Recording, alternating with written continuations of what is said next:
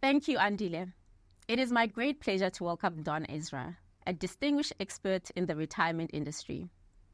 Don is the former co-chair of Global Consulting for Russell Investments. He has served on many advisory boards and has spoken at conferences around the world.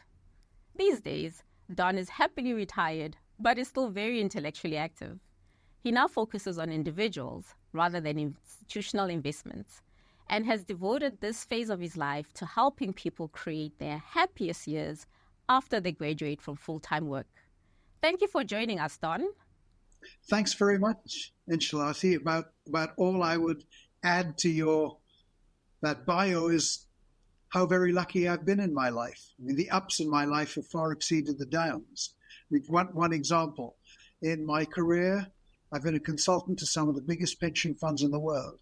And invariably, I felt I got more out of the relationships than my clients did. I mean, one of my biggest privileges, for example, was working with a gentleman named Joe Grills maybe 30 years ago. He used to be in charge of the IBM pension fund. And occasionally we'd also meet at conferences. And I remember asking him once, Joe, what do you get from a conference? I mean, most of these sessions aren't relevant for you. And for those that are, you're pretty familiar with what the speakers are saying. And he said, well, I want to make sure I'm current on the issues others are thinking about. And then if there's one idea I can take away and explore and discuss, that makes it a great conference. And I said, one idea is enough from a whole conference? And he said, yes, because then I'm better off than when I came here. You know, that's wisdom. Well, I know all of you won't be interested in everything I say, but my goal is that every one of you finds at least one idea to take away and explore and discuss at home. And that, for me, will make this a success. I'm certain we'll walk away with more than one idea. Before I forget, Don has kindly prepared a handout with some key takeaways, which we shared with everyone. Don, your work has shifted to focusing on individual financial health and happiness throughout life. Could you break down the key life stages that we move through when it comes to financial planning? Yeah, that's a good point. Thank you. So adult life proceeds one day at a time, and there is no obvious dividing line that creates different stages. But psychologically, I found there tend to be three broad stages through adult life, and I call them get started, get serious, and enjoy. So get started runs from whenever you graduate from school or university, let's say around 20 or early to mid-20s. And it continues until, let's say, somewhere around 40 to 45. And that get started stage of life is often experimental. I mean, very few of us know exactly what we want to do right from the start. So there's a lot of trial and error here. And I'm talking not just about work. I'm talking about relationships too. There's potentially lots of trial and error there too. And that's fine. That's life. I mean, we are hopeless at predicting what's going to happen to us. None of us can see the future. And even when we think we know what we want to do, whom we like, often things don't work out as we expect. And that's normal. So the thing is not to get yourself down. It's to learn from our experiences and move forward. Now, by the time we reach 40 or so, we've normally settled into a sort of routine, whether it's at work or in a relationship. I mean, maybe we're into a career, maybe we're parents, maybe we've bought a home. This is the time when life gets serious. You know, if not now, then when? As for the third stage, you'll notice I didn't call it retirement. God, I hate that word retirement. It is so negative. It's as if life is in a final stage. You know, this is who I used to be, you know. And typically, we're really scared of it, even if we've looked forward to it. Well, we can get into that later. Meanwhile, I just want you to think of it positively, and that's why I've deliberately called that third stage enjoy. I really like that. Today's conference actually includes people who fall into each of those three stages, so thank you for breaking them down. While most of retirement planning conversations focus on how to put oneself in the best financial position, you actually also emphasize the importance of happiness. How does happiness impact us as we go through life? And what are the key things we need to be aware of in relation to it? So let me ask, have you ever heard of the U-curve of happiness? How happiness varies by age. There are surveys every year around the world where people are asked a question about life satisfaction. So if you think of life as being a ladder with 10 rungs, which rung would you place yourself on? So 1 is low, 10 is high. And pretty much everywhere, well, I haven't looked for a few years, but the last time I looked, maybe 5 years ago, excuse me, they'd done it in 147 countries. And when you show the results by age, it looks like a U-curve. Now, this is an average. And obviously, happiness is a subjective thing. Only you can say how happy you are. There is no objective measure of happiness. And of course, happiness depends on lots of things. It depends on money. It depends on health. It depends on the society we live in, whether we're employed, whether we're married, have children, have a home, all kinds of variables. But when you isolate mathematically the effect of how it tends to vary with age, making other things equal, that general U-curve always shows up.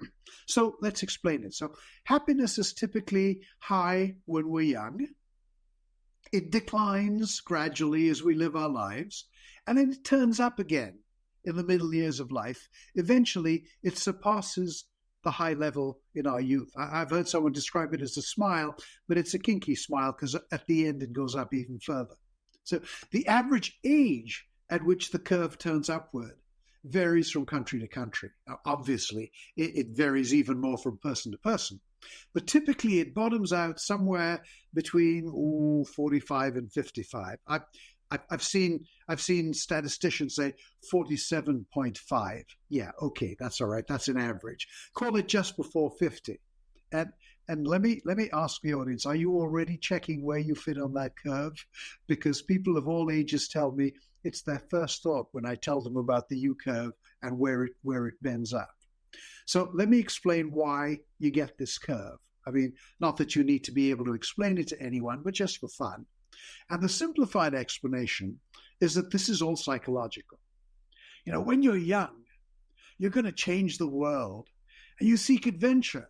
But all young people really know about life is that they've heard that every fairy tale ends with, and they lived happily ever after. They don't really know the details of life. And so as they start to experience reality, career, family, moving, and so on, very few things go exactly as planned. And that tends to lead to stress and dissatisfaction if things don't go the way they hoped. Of course, many things in life bring happiness. I'm not saying we're unhappy. We're still very happy. But as the saying goes, the devil is in the details. And it's those infuriating things that don't go right that reduce happiness. But at some stage, for some people, it's a cathartic event. For others, it's a gradual change. But at some stage, we stop being perfectionists and we start thinking, wait a minute, things are actually pretty good. And that's enough. Of course, we still want to make things better. But in general, our measuring stick starts to change. So instead of measuring life relative to perfection and saying, oh, we're falling short and always focusing on that, we acknowledge life is okay and it's never going to be perfect. So we see, as the saying goes, we see the glass as half full rather than half empty. So of course, financially, you probably know the joke about accountants and actuaries. When they see that glass, they see a glass that's twice as big as it needs to be. But anyway, moving right along. So when we reach this stage of comfort and contentment, experiencing things that are trusted and true, our happiness goes up and up. And another way to say this is we start to count our blessings. By the way, notice that this has nothing to do with retirement itself. It just so happens that it coincides with the period of retirement after your graduation from full-time work. And there's actually a neurological explanation. It's brain chemistry as to why this sort of thinking is essentially hardwired into our brains. That's why it's the same pattern everywhere. But never mind the brain chemistry behind it. Just smile as you think that wherever you are on that U-curve of happiness, the best is yet to come. I'm not going to lie. I was thinking about where I am on the U-curve of happiness as you were talking to it. And I'm really encouraged to know that there's something to look forward to. You've touched on external factors and how they can impact our experience. As South Africans, we're used to navigating through political uncertainty, economic uncertainty, and this has become a common thread throughout the world. There are things that we generally can't control, but there are also factors that we can control. What should we be aiming for as we move through each phase of life? Right. As you say, now we know we've got something to look forward to. So what do we need to do in the first two stages to make it financially feasible to get there? And what do we need to do while we're in that enjoy stage? So let me start by giving you the minimum standard for the get started stage. When I say the minimum standard, I mean this is what everybody should do as a minimum. Because without it, if you don't do this, you're placing a huge and unnecessary amount of pressure on yourself in the get serious stage. And yet, there's a happy angle here, because if you do the minimum, it's not just the minimum. I think of it as the excellent minimum, because it's also excellent, and you should be congratulated for doing it, because, frankly, most people don't do it. So here's the goal. This is the excellent minimum. So what are the actions involved in this excellent minimum standard? And I see four of them. Oh, by the way, I've put this stuff down in a handout, so no need to take notes. Just follow along. Okay. The first thing to do is register for your workplace pension, your enjoyment plan, as I think of it, if you have one, or if you're not fortunate enough to be in one, start saving by yourself as if you were in one. Second thing you have to do is create your own Life Happens fund. I mean, that's what I call it, as part of the same saving mechanism. So that's not a traditional term. What is your Life Happens fund? I'm talking about not saving for the enjoyment stage, but about everyday needs through life. In other words, an emergency fund. How much? Well, maybe something like 10,000 Rand. That may sound a lot, but that, it seems to me, is the target in the countries that are very, very gradually starting to adopt this notion. It's a new notion of saving for an emergency. So you build the fund up gradually, you dip into it for unforeseen needs, which come along because, amazingly, life happens, and then you build it up again. Very few people anywhere in the world have this sort of backup. And it's a huge fear that they'll need emergency money suddenly, and their whole life gets thrown into disarray and panic. So build it up separately from your pension fund, which is earmarked for that enjoyment stage. So that's two. The third action when you get started is to register for an investment glide path or create one yourself. So I'm assuming you know what a glide path is. It's an automatically rebalanced asset allocation that starts out high in equities and gradually declines until it's much lower on the date of your projected retirement. What's a good glide path? What's a bad glide path?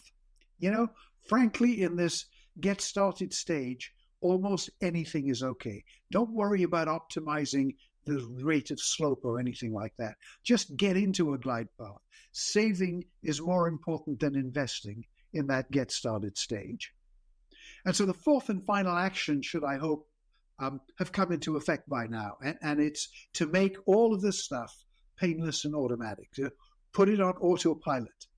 Because the last thing you need in the get started stage is to keep having to worry about this stuff. Set it and forget it. This is one of the few areas in life where set it and forget it is actually there. Why? Because now we're going to look at the get serious stage, and that is when we truly get serious. Because there is still enough time to get the best from the magic of compound interest. If we've reached this stage at the age of 40 or so with our Life Happens fund, and we still have many years of saving for the enjoy stage that we never really thought seriously about before. And now the excellent minimum standard in this get serious stage also calls for 4 actions. Now, to be honest, I don't know if this works in South Africa. I created this for the United States, where most pensions are of the defined contribution type. And typically, the way the system works is that members select how much they contribute, and employers match those contributions up to some maximum percentage limit. So for that kind of organization, for those members, I suggest now in the Get Serious stage, it's time to save enough each year for the employer's maximum matching contribution. A matching contribution from the employer is free money. If there's a choice how much free money you get, maximize it. Yeah. If the plan doesn't have that feature, save as if it does. Yeah. And second, increase your contributions every time you get a pay increase. So the increase becomes automatic as well as painless because you haven't become used to living on the higher pay. The third thing is that it is now time in the Get Serious stage to customize, to personalize that investment glide path. This almost certainly this needs professional help, the kind of thing you can do. As does the fourth action, which is to get into what I call an income mindset. And what do I mean by an income mindset? Well, typically, accumulations are reported to each member in terms of the value of the member's account. And this always feels like a large number because the numbers we're used to dealing with relate to our pay, which may be weekly, monthly, annual, whatever. Those are numbers. Those are orders of magnitude that our minds understand because we deal with them all the time. We don't deal with lump sums. So lump sum accumulations sound very big. So translate them back into the income, weekly, monthly, annual, whatever, that they will generate. And if we translate them back into income from retirement, now we have a feel for whether the accumulation is a lot or a little, and we can do something about it if it sounds too little. And this is where that professional customization becomes useful, if not essential. It involves projections, it involves longevity tables, it involves asset allocation. I mean, most North American and British and Australian funds don't report this way. That's why members can be very surprised when retirement comes and they regret not having saved enough. Get Serious is the stage at which you want to save enough, and there's ample time once you reach 40 to fix the situation if you get help to customize your projections. But this is when you have to get serious. And as I said earlier, if not now, when? Okay. Near the end of the Get Serious stage, maybe I'll change it a little bit. Typically, there ought to be a mental transition state near the end of that. And I tell prospective retirees, it's useful to start thinking about this maybe 5 years before you hope to enter your enjoyment stage. And perhaps it's time to not only discuss this with a financial professional, but bring your life partner into the discussion. Because it's often the case that two partners have different dreams about what they want to do in the enjoyment stage, that they have different attitudes to risk. They have different attitudes to saying, this is absolutely essential, we can't do without it, and this is the bit that's nice to have that makes us very happy. So start talking about this with maybe 5 years to spare. So there. Don, it's great to know that our retirement system facilitates everything that you've suggested. You mentioned the need for mental transition as we come to the end of the Get Serious stage. And this is something that you can speak to actually from your own personal experience. What should we be thinking about as we make the transition into the Enjoy stage? My own personal experience and my research have together suggested that there are 3 big questions we face as we transition into the Enjoy stage. And exactly as you said, typically, they create great fear and anxiety. And the first of those 3 questions is a psychological question. Who am I now that I'm retired? Okay. The second is the practical question. How am I going to fill my time? And the third one is a financial question. It's the one that we geeks tend to obsess over. It's, will I outlive my money? And for that financial question, I will leave it to you, the professionals, to advise people what to do in their individual situations. As you know, there is too much for a few simple principles to cover. So if I may, what I want to do today is to deal with the other two questions briefly, because, financially, we need something to live on, but psychologically, we also need something to live for. So let me start by explaining why the fear arises and how to get over it. And the fear arises because it's a big change, and we're afraid of big change. It's the fear of the unknown. We haven't experienced this before. I mean, in the olden days, if you looked at maps, I've seen old maps of the world, there were unknown parts of the world that used to be labeled, "Here be dragons." Well, but once you get to that part, once you confront it, once you explore what's actually there, the fear goes away. There are no dragons there. So let's explore what's happening. The thing is, it's not just leaving a life alone. We've done that before. I mean, when we graduated from high school, from university, when we got married, when we became parents, when we moved from one home to another, one town or city to another, I mean, when the last kid left home, and typically they do, each time it's a big adjustment. But in many ways, this is the biggest adjustment now. This is a phase of life that's lasted the longest, so it's toughest to leave. And that's why it tends to define us. At least until COVID, we spent more time at work than we did at home. And at work, we were in an environment where we were appreciated, we were respected for who we are, for our knowledge, our diligence. Many of our co-workers are also our friends.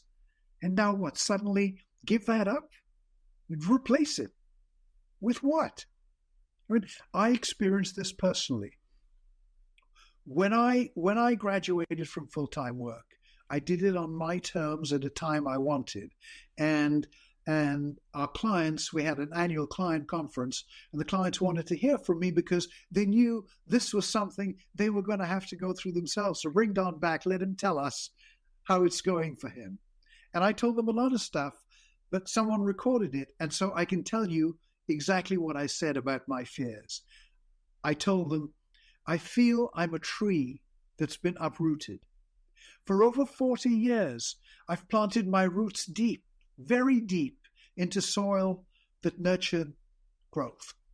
I loved the experience of life and work. It had a pattern, a rhythm that I grew deeply attached to, even though, I periodically complained about it, and I dreamed about the day when I could become self-indulgent. And now, I said, my flourishing 40-year-old tree has been uprooted. I need to plant a new tree. I'm not entirely sure I know the kind of tree I want it to be, nor exactly where I want to plant it, nor if I'll change my mind once I start. I can't be sure, because this freedom to choose, this freedom that I've dreamed about, this freedom that was the first word in our family Christmas letter last year, it's still new and I'm not used to it. And even though some roots are growing in new soil, they're new roots and they're not yet deep, and only time will give them traction. And that's what I said. And it took 3 years of psychological struggle for me to get over it. Because at the time, I hadn't come across the wise psychologist and philosopher, Dr. Harry Levinson, who reminds us all change is loss, and all loss must be mourned. Yeah, don't conceal the fact that you miss it. Sadness, grieving is natural. Allowing yourself to feel it is the best way to shorten the period of sadness. And I didn't do that. So if you do that, then you can remember that, as with previous moves, even if they weren't as big, every change is not only a change, it's also an opportunity to redefine ourselves. It's not easy, it takes an effort, but it's possible, and the opportunity is there. And the secret ingredient in bringing it to life is education. So let's replace the unknown with learning techniques, and that'll give us confidence. I mean, it's not going to make us feel everything's going to be fine, because frankly, that's just not credible. But we can get rid of our irrational fears. And as far as the rational fears are concerned, we can say, here's what's involved, here's a framework, We still have decisions to make. We have actions to take. But here's what's involved in setting up our plans for the future. And, once you know what the situation is, what your options are, that'll put you in the driver's seat. So it's getting that map. That's the education. You still have to decide on a direction. You still have to decide on a speed. But in that car, you are in the driver's seat. I mean, Don, you are an actuary, and it's actually quite surprising that you're providing us as an industry with an important reminder that it's not only about the numbers. There are different dimensions to the individual that need to be accounted for as we graduate from full-time work. You mentioned that we need something to live for. What are some of the tools that we can use as we look for purpose in this stage of life? In my research, I discovered many, many authors who insist that we can't answer questions like who am I and how will I fill my time without having a deep sense of purpose. And frankly, that disturbed me. Because I have to tell you, I don't have that deep sense of purpose myself, a sort of personal mission statement in my life. But I've also discovered that that's okay. How? Because a reader of one of my blog posts, a very wise lady whom I've known for some years, and again, she was a client in my consulting days with a huge pension fund. She wrote to me and pointed out to me that there's a difference between purpose with a big P, sort of your mission statement, and purpose with a small p, which is an objective. It's the reason you do something. And we all probably have many small p purposes. And she told me it could be for today, it could be related to one aspect of life, it could be just a slice of that aspect. That's wisdom, again, from a client, and I found it very comforting. And so what I'm going to do now is to point you to two exercises, one related to discovering what might be your big P purpose, and the other relating to creating a number of small P purposes. And again, these are in the handouts. You don't need to write them down. Just follow the ideas. And these are not exercises with right and wrong answers. It's not, oh, yes, I'm right, oh, I'm wrong. No, they're also exercises that individuals should take their time over. Take days or weeks or months even. That's how important they are. So the big P purpose exercise is one I got from a gentleman named George Kinder. And he says, here are 3 questions to answer in succession. Question 1, you have all the money you need. How would you live your life? Okay, all right. Question 2, you've just been told you have 5 to 10 years to live. How will you change your life? Oh, okay.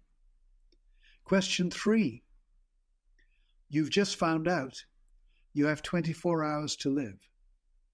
What are your regrets? And I think those questions are profound because they force you to consider in succession what you want to have, what important things you want to do, and who you want to be. And I think that's very powerful. So if you want to develop a sense of big P purpose, your answers to these questions will help you to get there. Okay, now the small p, the little p purpose questions. And again, these aren't mine. I got them from a guy named Dr. Ed Jacobson. He called this concept your life's abundance portfolio. And of course, as an investment guy, the idea that what you have in life can be thought of as a portfolio appealed to me instantly. But Ed reminds us that life is about so much more than money. We have all kinds of interactions and experiences in life. I can't remember the exact labels he used, but the words I used to remember his concept. There are 7 aspects of life to consider, and I remember them with these words in pairs: family and friends, work and play, physical health and mental health. Mental health includes spirituality. That's 6. Oh yeah, money is number 7. Okay, so I think of them as the 7 asset classes in your portfolio of life's abundance. Okay, so now for the exercise for the individual to perform. And again, this is also in the handout. So first, write down those 7 components: family, friends, work, play, etc. Write them down, and let's make some notes about each one. First, what do you have in that component? Okay, how does it relate to you? This is why there are no right or wrong answers. It's very personal. Next one is, how would you rate your satisfaction with that component? Again, use a simple rating system like a 1 to 10 scale, something like that.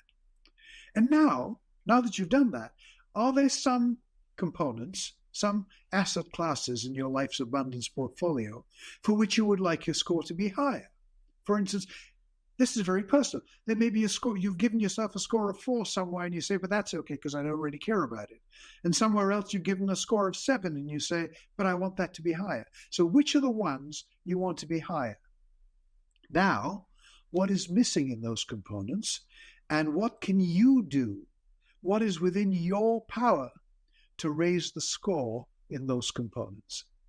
And that'll help create a sense of purpose. Another thought on this is, if you like this exercise, wouldn't it be nice if your life's partner does this exercise too? Again, you don't have to agree about everything, but wouldn't it be nice if you were each aware of what the other thinks about your life's joint abundance? We very rarely do this in real life. And the thing is now, when you've done either or both of these exercises, don't you think it'll be easier to answer those 2 big questions? So the first one, who am I? I mean, we've used business cards before to define ourselves and our working lives. What would we put on a business card in this potentially long post-work phase of life? I'm hoping that anyone doing these exercises will have automatically traveled some way to answering that question. I mean, in my own case, for example, I didn't have an inspirational answer to that first question. I ended up simply saying, I'm a husband, a father, a family man, a friend, a member of many communities. And then I said, this was the big discovery I made going through this. The closest I came to a personal mission statement. The legacy that is most important to me is my emotional legacy.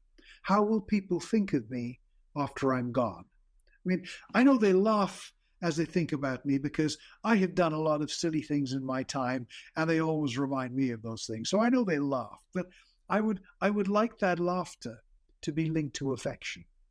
For me, that is the scorecard of my life. It's not how big a financial estate I leave. And by the way, for my virtual business card today, I would describe myself as Don Ezra enjoying life, implying that I'm in control and this is a wonderful phase of my life. Okay, so now let's get to the second big question, how will I fill my time? And the answers to the Life's Abundance Portfolio exercise gave me some ideas about what were the most important angles I needed to spend time on, and what should be the little p purposes. So let me add some thoughts, some practical ones about time. The first one is background. It's that research done by Dr. Cassie Holmes in the United States shows that most of us, the ideal number of discretionary hours in a day is between 2 and 5. Less than 2 hours a day, we feel stressed. We feel time poor. More than 5 hours a day, we feel we have too little purpose. I just thought I would mention that as background. Here's another piece of background. Research tells us that, at least in North America, 29% of baby boomers who are now 65 to 72 are still part of the workforce. They haven't left. And not just 29, but 55% of current workers plan to work in retirement. So working part-time is for many people a big part of the solution. Another idea is new learning. It doesn't have to be an academic subject. It can be anything you're interested in, anything you always wanted to learn something about. And these days, there's great access to what are called MOOCs, M-O-O-Cs, massive open online courses that teach you stuff and give you new information and keep you mentally active and stimulated. Yet another idea is, volunteering. Volunteering connects you to others. You make new friends and contacts. You get constant social interaction, a lot better than working in your home office 5 days a week, a lot better than loneliness. This can be good for your mind and your body. Okay? And you don't have to just pick one of these activities I've mentioned, because again, come back to the portfolio angle. For many people, a portfolio of activities can be a very practical alternative to a single focus. I know that's how I approach life after full-time work, the portfolio approach. I mean, there may be one thing in that portfolio that's bigger than all the rest. One slice in the pie, as my wife would put it, that's bigger than all the other slices. But the point is, there isn't just one thing. In fact, given my career, again, let me use an investment analogy. In investing, you make money with a concentrated portfolio. You preserve money with a diversified portfolio. Well, it's like that in life too. One concentrated career for success, but diversified activities in retirement for happiness and enjoyment. Thank you for setting the scene for us. I think it will be a great time to change gears slightly and delve into how we can deliver better outcomes for our clients. We're joined today by boards of trustees, employee benefits consultants, asset consultants. Let's look at a governance budget type of question. What is your perspective on how the industry spends its time? Should we be focusing on considerations such as manager performance, market movements, asset allocation, or are there other considerations that we actually overlook? Well, I'm more than 10 years out of touch with how the industry spends its time. So to be honest, I'm not really in a position to give much advice. The only thing I'll say after many years of reflection, and this despite having been the person who wrote what I think was the first ever paper on active manager outperformance more than 25 years ago when I was in Russell Investments, today I would guess that we're more concerned than we need to be about shorter term issues like manager performance, market movements, because we're too impatient to focus on long-term asset allocation and just endure the resulting ups and downs and not fret and panic. So my guess is that, as always, as human beings, we'll focus on the short to medium term and not really on the long term. I think that's the best I can do being out of touch. I love that you've actually mentioned a paper you wrote. I just want to flag the paper that I'm referring to right now, and that's Resist the Amygdala. You have actually spoken about behavioral pitfalls that we as human beings are programmed to make. What are some of the psychological traps to look out for as we move through the various stages of our journey that you've actually outlined? Okay, so three stages. I think the way to get to an answer on actually that outstanding question of yours, that's very philosophical, is to consider how you might feel at the end of each stage and ask yourself, so I finished the stage. I mean, not that we're ever conscious of being at the end of a stage in our lives, but conceptually, at the end of the stage, look back and ask yourself, what are my regrets? So during every stage, we're likely to say, I'm too busy now. I'll look at that stuff tomorrow or next month or whenever. And then at the end of that stage, as you realize that time has passed by, you regret that you didn't take the time to make the good stuff today's focal point rather than next month's. So let's apply this. In the get started stage, what do you regret? You probably regret not getting started. So get started.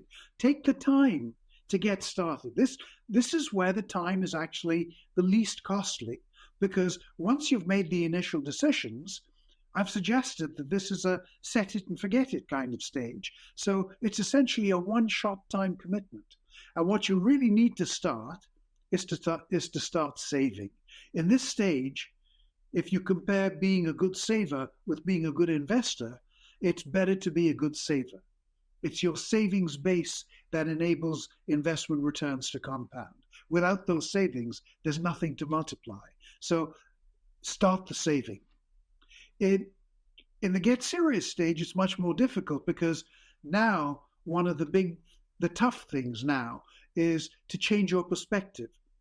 Change your perspective from accumulation, which is the way things are reported to us, to projections of income that your savings will eventually generate. And that takes time, as I've mentioned, and professional help and so on. But, oh, my goodness, this is so worthwhile, because changing from an accumulation perspective to an income perspective will answer your own questions on how much you need to save, given your circumstances and your hopes for the future. Oh, this is the income so far. Oh, gosh, that's not enough, or it's enough, or whatever. Now you can interpret the outcome as a measure that you're used to dealing with. So that's at that stage. Now, once you're in the enjoy stage, this may not be true, strangely enough. I mean, the idea of making good plans and saying, gee, I haven't made my plans. You'll probably, in practice, in the enjoy stage, you probably need to actually explore many aspects of your lifestyle. And even if you plan something, it may turn out that you don't actually like living that plan. So what you need in the enjoy stage is patience rather than planning. One of the biggest challenges that we actually face as an industry, and I would even say as individuals, is that we take some time to actually understand these concepts early enough for them to be of any use to us. We take a while to actually implement them. And maybe you've actually touched on this already. But if you were to go back to back when you were younger and you looked at each of these stages as you went through them, what advice would you give yourself in each of those stages? Another superb question. It will be broadly the same answer as before. So let me add to it by, as you suggest, using my own experience as an example. In the get started stage, I never got started myself. I was too busy focusing on my career and trying to succeed on my own rather than as part of a large organization. And I failed at it. And so I wish I had said to myself, by all means, focus on your career, but not to the exclusion of having a plan B if it doesn't work. And by that, I mean, set something up now, not just for your current self, but for your future self, no matter how small that something is. And after that, you can forget it. Don't ignore your future self. I mean, it's like what a friend who's a professor of music told me. He said, singers are trained never to expel their entire breath, but always to keep something in reserve so that the next line can still come naturally. I didn't keep a reserve. If I had to live my life again, I would. So that's the get started stage. In the get serious stage, I truly did get serious because my career had failed. And it was only accidentally that I was rescued when a colleague suggested that we talk to Russell Investments, who were thinking of starting a Canadian operation. And they chose us, and that's when my luck started. And my regrets about that stage are that I was so enthusiastic about my new career that I paid little attention, in retrospect, to my family. I was on the road all the time, not just in Canada and the States, but eventually around the world. And I missed so many of the everyday events in a normal family's life. And so I guess my looking back advice to myself would be, again, don't just focus on your career. Make sure you have some time to enjoy your family. I mean, those kids growing up years are the ones that typically grandparents enjoy the most, maybe because they didn't give themselves the time when their own kids were young. So that's the bit that I miss. In the enjoy stage, it was my impatience that I recall, that 3-year discombobulation spell. And in retrospect, I would tell myself, Don, be patient. Eventually, things will come into perspective. And even as I tell you that, I realize, honestly, I don't think I would have taken that advice. It's not the sort of person I think I am. When I plan something, I expect it to work out. But again, I was lucky. During those 3 years, quite unconsciously, I gradually started to realize that there was a different element possible in my life, which was to finally let my wife live the life she wanted. I mean, she had given up 40 years to simply be a wife and mother. And fortunately, there was still time for her to live her own dream, which was to be in England and get closer to the world of ballet, which she'd always loved. And so now she commutes between London and Toronto. She runs an organization called the London Ballet Circle, which is the world's oldest ballet appreciation society. And she's on top of the world. And I just love it. Don, thank you so much for sharing such a rich tapestry from your experience and just what you've experienced over life. I think, when we think about the enjoy phase, we forget that there's also still some financial planning that actually still needs to go on there. And I'm quite curious to know, how do you think about post-retirement investment strategies and, I guess, income generation approaches in this drawdown phase? Again, that's a superb question. Maybe let me give you a surprising answer, because implicitly, I think what you didn't mention in that question is the greatest source of financial uncertainty in this stage, and it's longevity uncertainty. And I had to figure this out for myself because nobody else had come to grips with it when I retired, which is now 14 years ago. I mean, there's investment return uncertainty and there's longevity uncertainty. Which is financially more serious as you plan your financial future? And when I did some calculations, I realized that I was using standard US longevity tables. I realized that at age 60, longevity uncertainty gave rise to smaller financial consequences than if I was 100% invested in bonds. And that's not very aggressive, so who cares about that? So the two forms of uncertainty cross over. I mean, when they cross depends on which longevity table you use. But by age 75, longevity uncertainty has a bigger financial consequence than being 100% invested in equities. And that is way too risky for the vast majority of people and for me. So certainly before age 75, after 60, between 60 and 75, maybe around 65 to 70, if you're still in good health, the best way to reduce your financial risk is not to worry about asset allocation, but to buy a deferred annuity kicking in, let's say, at age 85, or if that's not available, and actually in most of the world, deferred annuities are not available, then buy an immediate lifetime income annuity, big enough at least to cover the essentials of your life. Then that big risk, the essentials of my life for the rest of my life, however uncertain the term is, that big risk is taken care of, and you can use the rest of your assets for the nice-to-have aspects of your life, and that's where asset allocation becomes how you express your risk tolerance. And about that, let me add a simple perspective, because it's a point that's often missed. Think of a lifetime income annuity as the combination of a bond portfolio and longevity protection. So it's already bonds. So when you're thinking about overall asset allocation, you already have a chunk in bonds. And so think about it that way. That's great, Don. I think I love how you've actually spoken about longevity, uncertainty, and actually having the tools to sort of give yourself comfort as you really get into that enjoy phase of life. I think what would be good is to maybe touch on that. If you actually manage to get it right and you've managed to get all three phases right, and you're actually lucky enough to leave something behind for your heirs, how do you think about bequests and leaving a legacy? I do want to note that earlier on you'd actually mentioned an emotional legacy and that being quite important to you. But I'm just curious to know, how are you thinking about it now? You're really covering everything, aren't you? I have never been asked such good questions. This is fantastic. Okay, so let's skip the emotional legacy and deal only with the financial legacy. So I think bequests depend entirely on your personal, family, and social circumstances. So I have no general guidance at all.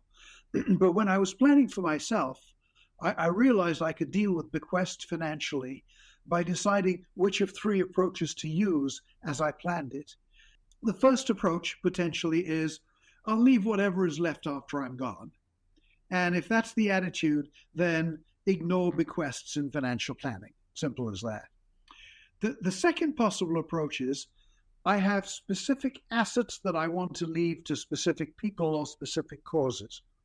And those specific assets then, leave the capital value of those assets out of your plans as you decide on your own drawdown potential, or simply add back the annual income from them when you're projecting your annual drawdown. And the third possibility as you make these decisions is to say, I want to leave somebody a very specific amount. In that case, buy a whole life policy, and the premiums become a part of your expenditure that your income has to cover. And so those are the three possible planning approaches. And then you decide which you want to use and who you want to give how much, etc. But those are the way to bring that into your own personal planning and coordinate it with bequests. That's great.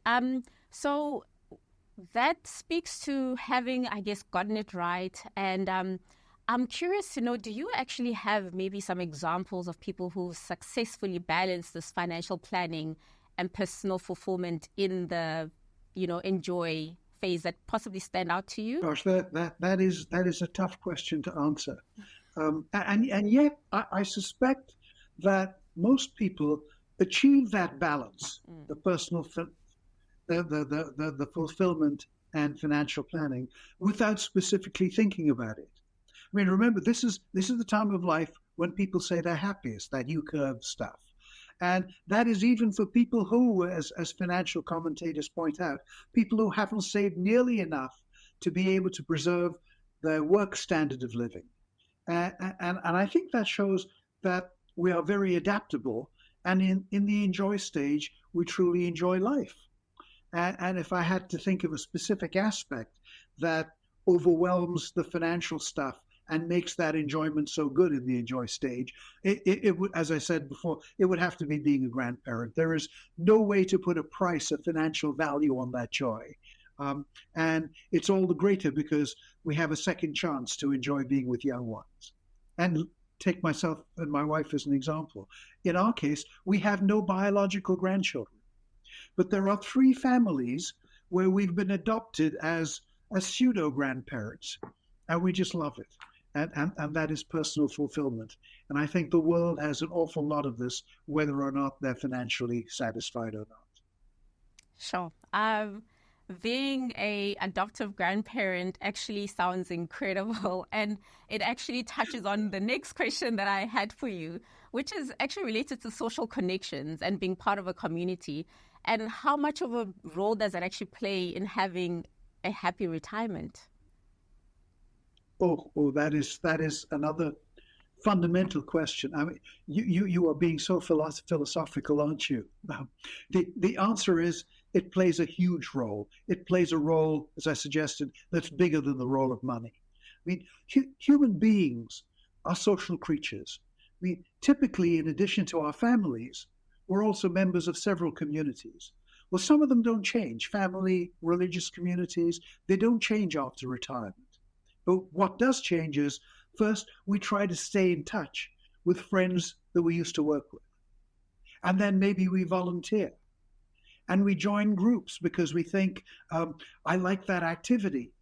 But the interesting thing is, we may join a group for the activity. If we stay because we like the people. That's more important than the activity. And we need to do this, all this social contact with the people. We need to do this very consciously, because if we don't, the danger is loneliness. And that is literally, that can be deadly. Loneliness isn't the same as being alone. Being alone is a physical condition. Loneliness is a mental condition. We can live alone and not be lonely because we're in touch with people in other ways. And we can be among others and feel lonely. And as I said, that is deadly. So back to your question, social connections are more important even than money. And I would even venture out and say that social connections are probably important throughout life. So absolutely, I can imagine that it's even more pronounced when you are in the enjoy phase of life. Thank you for the range of insights that you shared with us today, Don. It was such a pleasure to talk to you. And to be honest, I just want to get one thought in just before I speak to my key takeaways from this conversation. One of my colleagues actually used to work with you, and they mentioned the fact that you were well known, or you are well known, for the ability to take incredibly complex ideas and making them quite simple for people. So I really walked away with so much from this conversation. Some of my key takeaways, I'll maybe mention 3, is that when you retire, you're actually graduating from full-time work and entering into the enjoy phase. So we need to rethink what we think about retirement. Secondly, retirement outcomes occur actually when there's good financial planning, but also psychological planning as well. And then lastly, I think it's critical to prepare for the transition to enjoy phase throughout the various phases leading up to it. And if I can just throw in one throwaway comment right here, it's the fact that there's so much to look forward to in the enjoy phase of life. Thank you so much, and over to you, Andile.